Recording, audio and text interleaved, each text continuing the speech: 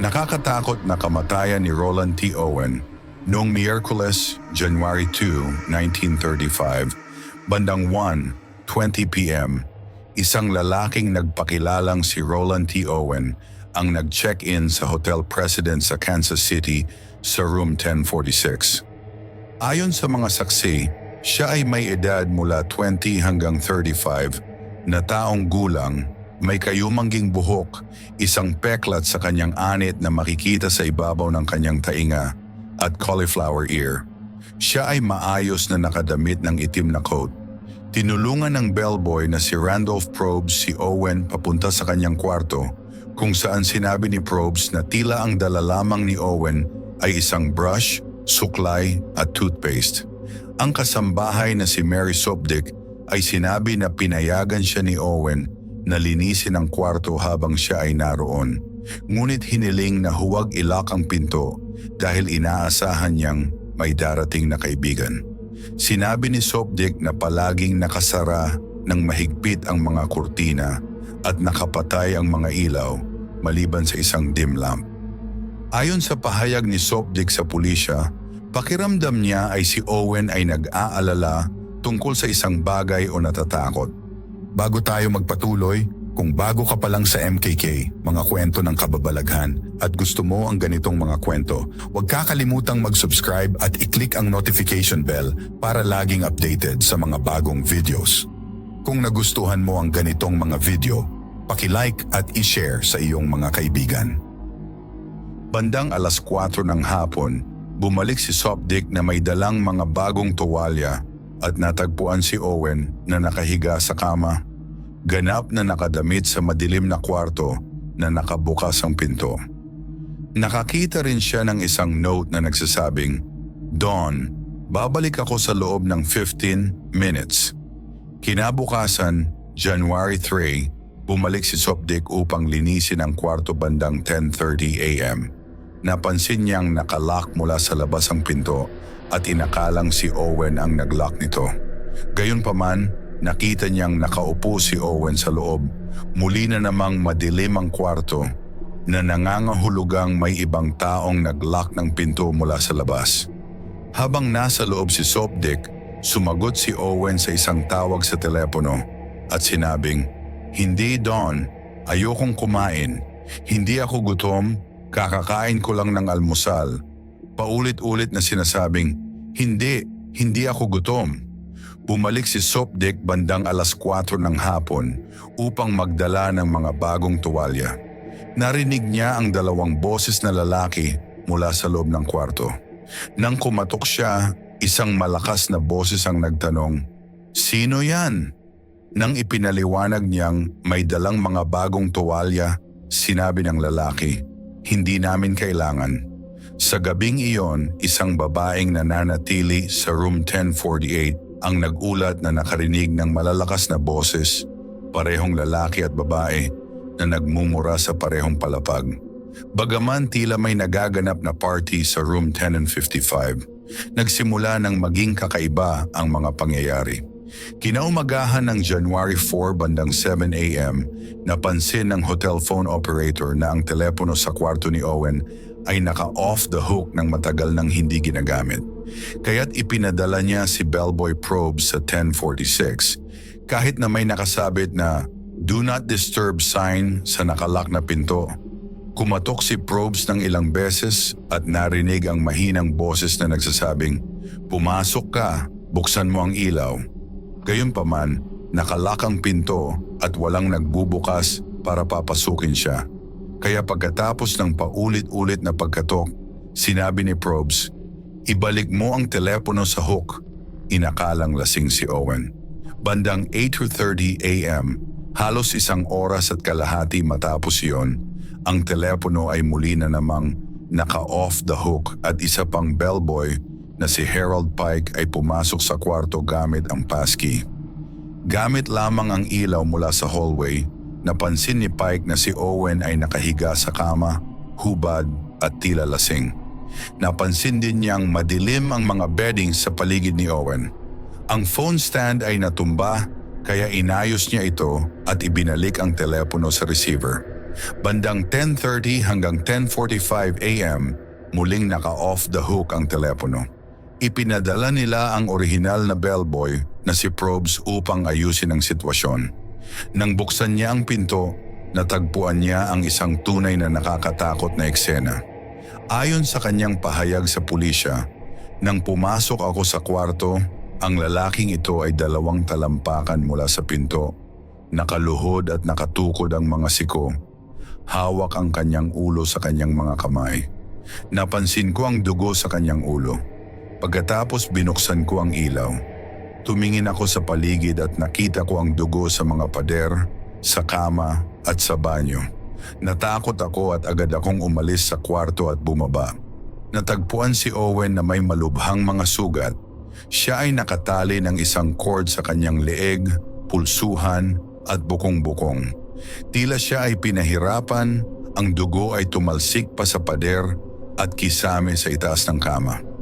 Siya ay paulit-ulit na pinalo sa ulo at ang kanyang bungo ay nabasag.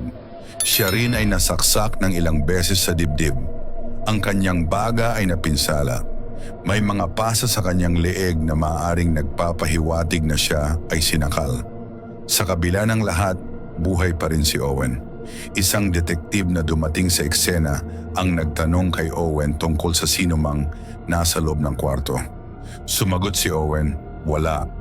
Kahit nahirap siyang magsalita at hindi ganap na nasa wisyo, ipinaliwanag niyang, nadulas ako sa bathtub.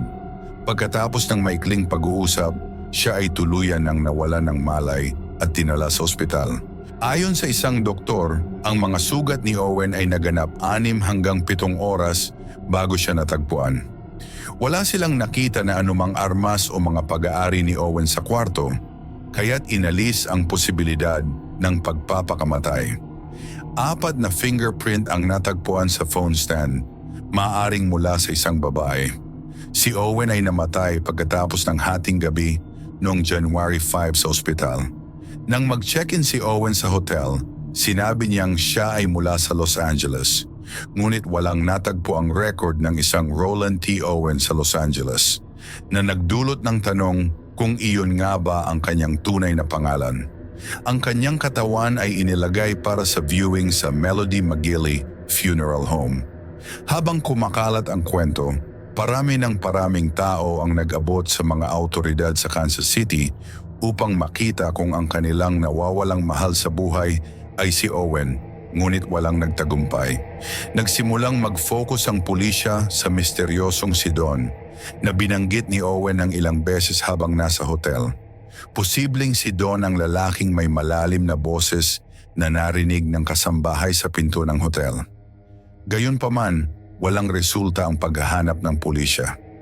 Inanunsyo ng Journal Post noong March 3 na si Owen ay ililibing sa isang potter's field. Gayunpaman, nakatanggap ang Melody McGilley Funeral Home ng tawag mula sa isang hindi nagpapakilalang individual na nagsabing magpapadala sila ng pera para mabigyan si Owen ng maayos na libing. Noong March 23, isang bungkos ng pera na nakabalot sa dyaryo ang dumating sa funeral home mula sa isang hindi nagpapakilalang sender. Ilang bulaklak din ang ipinadala ng hindi nagpapakilala mula sa Rockflower Company, kasama ang isang card na may nakasulat na Love Forever Luis. Makalipas ang halos 1 taon at kalahati, noong 1936, isang kaibigan ni Ruby Ogletree ang nakakita ng isang American weekly piece tungkol sa kaso ni Owen. Nang makita ang magazine, tama niyang kinilala si Owen bilang kanyang anak na umalis sa Birmingham noong 1934. Ang tunay na pangalan ni Owen ay Artemis Ogletree. Natanggap ni Ruby Ogletree ang kanyang ina ang 3 liham mula sa kanyang anak noong tagsibol ng 1935. Gayunpaman, ang mga liham na ito ay ipinadala pagkatapos ng kamatayan ni Owen at nakatype. Ayon sa isang sensational newspaper account ng kaso ng pagpatay, ito ay lalo pang kahina-hinala dahil hindi marunong mag-type si Artemis. Ang artikulo ay nag-ulat din na ang tono ng mga liham ay slanging and unfamiliar kay Ruby Ogletree. Pagkaraan ng ilang panahon, nalaman na si Artemis Ogletree ay tumuloy din sa St. Regis sa Kansas City kasama ang isa pang lalaki na posibleng si Don. Noong unang bahagi ng 2000s, si Dr. John Horner ang may akda ng isang masusing tala ng kaso ng pagpatay na inilathala ng Kansas City Public Library ay nakatanggap ng tawag mula sa labas ng estado tungkol kay Artemis Ogletree.